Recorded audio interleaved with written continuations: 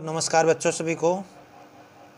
आज का वीडियो भी 10th class chapter number 5 exercise 5.1 इसके क्वेश्चन नंबर 4 के भाई क्वेश्चन नंबर 4 के थर्ड पार्ट से स्टार्ट कर रहे हैं हम। इसके 2 पार्ट हम पहले कर चुके हैं। ये टर्म्स दे रखे हैं भाई -1.2 -3.2 एंड सो ऑन। इसको चेक करना भाई क्या ये एक एपी है। अगर एपी है तो उसका भी कॉमन डिफरेंस और नेक्स्ट 3 टर्म्स हमने इसमें निकालनी है। तो देखो D1 निकालने के लिए A2 माइनस A1 फार्मूला आ गया। यहाँ से वैल्यू देख लो -3.2 और माइनस फार्मूला के अनुसार भी और माइनस का 1.2। यहाँ माइनस से माइनस क्या हो गया प्लस। तो यहाँ पे आप देख सकते हो -3.2 में से 1.2 सब्ट्रैक्ट हो जाएगा तो माइनस का 2.0। नेक्स्ट भाई फिर से हम D1 के बाद अब D2 दोबारा से चेक करेंगे तो थर्ड टर्म में से कौन सी घटा देंगे सेकंड, यानी कि A3 माइनस A2। तो ये इनकी वैल्यूज होगी और इसको हम घटा रहे हैं तो यहाँ से माइनस क्या हो जाएगा प्लस। अब इनका सब्ट्रैक्ट आ जाएगा भी माइनस का 2.0। नेक्स्ट D3 निकालने के लिए भी A3 माइनस ये क्या है sorry A4 minus A3 third term निकालने के लिए ये फार्मूला है। तो नेक्स्ट ये फोर्थ टर्म हो गई, ये थर्ड होगी। ये वैल्यूज रख ली और फार्मूले के अनुसार माइनस और इसको भाई यहाँ पर हम ब्रैकेट से बाहर माइनस है तो का साइन चेंज हो जाएगा माइनस माइनस प्लस। तो इनको अब हम सब्ट्रैक्ट करें, ज़्यादा में से कम घटेगा और माइनस के ज़्यादा हैं तो यहाँ पर भाई ये प्लस के 5.2 है और 7.2 है तो माइनस के 2.0। तो आप देख सकते हो कि ये तीनों वैल्यूज जो हमारी क्या आई हैं बराबर आई हैं। D1 is equal to D2 equal to D3 तीनों की वैल्यू क्या आई हैं -2.0 -2.0। तो यही हमारा कॉमन डिफरेंस हो। पहले तो लिखो भाई क्या ये D1 D2 D3 बराबर आए तो हमारा जवाब क्या हो गया yes it is an AP। और इसमें कॉमन डिफरेंस अगर हम लिखना चाहें तो वहाँ पर हो जाएगा हमारा यस एन AP हो गया। तो यहाँ पर हम लिख सकते हैं D इज इक्वल टू -2.0। एक ये भी आंसर हो गया भाई हमारा, D भी निकालना था हमें। ठीक है, ये मैंने चलो बाद में भी लिख रखा था, अभी मैंने वहाँ लिख दिया। D बराबर ये हो गया। नेक्स्ट 3 टर्म्स आर, तो अभी लास्ट टर्म जो भी थी हमारी -7.2 तो उसमें -2.0 जब हम जोड़ेंगे तो 7 और 2 कितना हो जाएगा 9 और 9 और 2 क्या हो जाएगा 11, 11 और 2 क्या हो जाएगा 13 और 0.20 सभी में सेम रहेगा।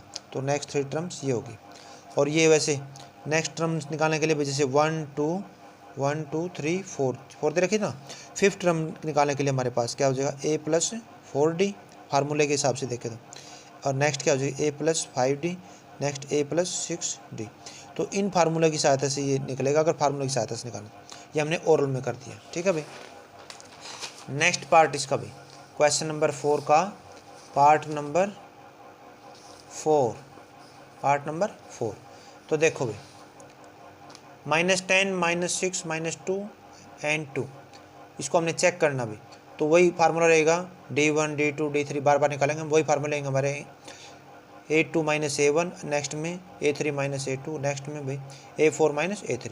और ये यहाँ से हम वैल्यूज रख रहे हैं तो जल्दी से देखो इसमें -6 और माइनस से माइनस क्या हो जाएगा ये +10 तो ये आ गया 4। नेक्स्ट में भाई -2 minus into -6 is equal to -2 plus में ये माइनस माइनस फिर से प्लस हो गया 6, ये फिर से 4 आ गया। और इसमें देखो भाई 2 माइनस क्या हो गया प्लस और ये 2 इज इक्वल टू 4। तो फिर से हमारा D1 is equal to D2 equal to D3 is equal to 4। तो जैसे हमारे ये सभी कॉमन डिफरेंस बराबर आते हैं तो yes it is an AP। So common difference D is equal to 4। Next 3 terms will be, तो भाई लास्ट टर्म जो भी थी हमारी उसमें हम D जोड़ देंगे। लास्ट टर्म में क्या जोड़ दिया D। और इनका सम जैसे 6 आया तो 6 में फिर से D जोड़ देंगे। फिर आया 10, फिर 10 में फिर से क्या जोड़ दोगे कॉमन डिफरेंस, तो ये आ गया 14। तो ये नेक्स्ट 3 टर्म्स ही होगी हमारी। ठीक है भाई, लास्ट टर्म जो भी आई है उसमें केवल D जोड़ दें। या फिर अभी पिछले पार्ट में हमने फार्मूला की सहायता से बताया था भाई। ठीक है, इसी में भी नेक्स्ट पार्ट क्वेश्चन नंबर 4 का पार्ट नंबर 5। देखो ये टर्म्स दे रखे हैं 3 + √2 3 + 2 √2 3 + 3 √2। तो इसको भी हमने भाई चेक करना है। तो चेक करने का वही फार्मूला रहेगा D1 D2 D3 बार बार निकालेंगे हम फार्मूला। देखो A2 माइनस A1 और D2 निकालने के लिए भी A3 माइनस A2 और D3 निकालने के लिए A4 माइनस A3। फिर यहाँ से ये वैल्यूज देख लेंगे हम, जैसे ये A1 की वैल्यू ये A2 A3 और ये A4 ये पूरा, ठीक है। वैल्यूज रखो, A2 की वैल्यू 3 प्लस √2 माइनस में 3। यहाँ पर आप देख सकते हो 3 से 3 कैंसिल आउट हो जाएगा तो क्या आ जाएगा √2। नेक्स्ट पार्ट में देखो भाई, यहाँ से 3 प्लस 2 √2 माइनस 3 प्लस √2, तो ये माइनस से भी अंदर के साइन चेंज हो जाएंगे, ये एज इट इज़ लिख दिया हमने। और ये यहाँ से माइनस का 3 हो गया और माइनस का ही √2 हो गया, ये वैसे मिस्टेक हो गई थी भाई, कैंसिल आउट कर दिया। यहाँ पे अभी देखो ये माइनस का 3 और ये प्लस का 3 कैंसिल आउट हो जाएगा, तो बचेगा क्या 2√2 और माइनस √2, 2√2 माइनस √2। यहाँ कुछ भी नहीं तो यहाँ पर भी 1 हो सकता है, ठीक है। तो √2 एक तरह से वेरिएबल का काम कर देगा, तो 2 में से 1 गया तो 1, यानी कि 1√2, यानी कि √2 ही इसको लिखेंगे, ठीक है। D3 निकालने के लिए भी A4 minus A3 is equal to 3 plus 3√2 minus 3 plus 2√2। अब ये यहाँ से साइन चेंज हो जाएंगे, ये एज इट इज, ये यहाँ तक एज इट इज, और ये भाई माइनस में ये 3 और माइनस का 2√2। यहाँ भी अब आप देख सकते हो कि ये 3 से 3 कैंसिल आउट, ठीक है। 3√2 माइनस 2√2 बचेगा, तो 3 में से फिर से 2 घटेगा तो क्या आएगा 1, यानी कि √2 ही बचेगा। तो हमने देख लिया भाई D1 is equal to D2 equal to D3, तीनों ही हमारे क्या आए हैं √2 आए हैं, √2। तो जवाब क्या हो गया हमारा, yes it is an AP। तो नेक्स्ट 3 टर्म्स विल बी निकल देंगे, और कॉमन डिफरेंस अगर बताना है तो भाई जैसे D बराबर हमारा क्या हो जाएगा √2, वो भी बताना था, वो भी एक आंसर होगा, ठीक है। तो नेक्स्ट 3 टर्म्स इसमें कैसे लिखोगे भाई,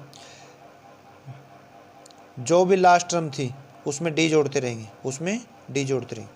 तो लास्ट टर्म देखो आपकी क्या थी 3 प्लस 3√2, तो जैसे उसमें √2 जोड़ोगे तो 4√2 हो जाएगा। तो देखो यहाँ से 3 प्लस 4√2, अब नेक्स्ट में हो जाएगा 4 के बाद क्या हो जाएगा 5√2, और नेक्स्ट में क्या हो जाएगा 6√2। या फार्मूला की सहायता देखे तो A प्लस 4D से आया है, ये वाला पार्ट, A प्लस 5D से ये आया है, A प्लस 6D से ये आया है। नेक्स्ट टर्म के लिए शॉर्ट फार्मूले हुआ, ठीक है भाई। इसी क्वेश्चन का नेक्स्ट पार्ट भाई, इसी क्वेश्चन का क्वेश्चन नंबर 4 का नेक्स्ट पार्ट 0.2, 0.22, 0.222, 0.222 या 1 2 और आएगा भी इसमें ऐसे, ठीक है। ये लिख मिस प्रिंट, तो इसको हमने चेक करना भाई। तो नेक्स्ट टर्म में से हम क्या करेंगे, फर्स्ट टर्म घटाएंगे तो उससे कॉमन डिफरेंस निकलता है। तो D1 D2 D3 बार बार चेक करने के लिए भाई ये बार बार निकालने पड़ते हैं। ये D3 हो गया, D3। तो A2 माइनस A1 ये A2 की वैल्यू देख लोगे आप ऊपर से, और माइनस में A1 की वैल्यू वहाँ से, तो इनको सब्ट्रैक्ट कर दिया भाई 0.02 आ गया हमारा 0.02, ठीक है। नेक्स्ट D2 निकालने के लिए A3 minus A2 is equal to 0.22 minus में 0.22, तो यहाँ पर जो डिफरेंस आएगा भाई हमारा 0.002, तो ये अलग आया, इनको आप घटा सकते हो आराम से। तो ये जो हमारा D1 की आंसर आया है और D2 का दोनों अलग आए हैं। तो फिर हम भाई D3 निकालने की जरूरत ही नहीं है, तो इसमें हमारा क्या आ गया, ये D2 और D1 है भाई, D2 not equal to D1 आ गया हमारा। तो no it is not an AP। तो तीसरा D3 निकालने की भी जरूरत नहीं है जब हमारा D1 और D2 ही क्या है नॉट इक्वल आ गए, तो इसलिए ये नॉट एन AP होगी। और जब नॉट एन AP होगी तो नाम उसका कॉमन डिफरेंस बता सकते हैं ना, नेक्स्ट 3 टर्म निकाल सकते हैं। तो सवाल यहीं पे ख़त्म। इसी का नेक्स्ट पार्ट और देखो भाई एक पार्ट और देखो इसका 0, -4 -8 -12, इसको चेक करना भी। तो D1 निकालने के लिए A2 minus A1 is equal to -4 -0, तो ये वैल्यूज रख दी इनकी, और -4 है।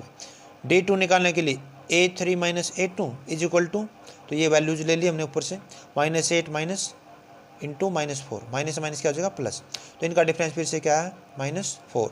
नेक्स्ट D3, अभी क्योंकि ये दोनों बराबर हैं तो D3 भी निकालो। A4 माइनस A3, तो ये इनकी वैल्यूज देख ली हमने ऊपर से।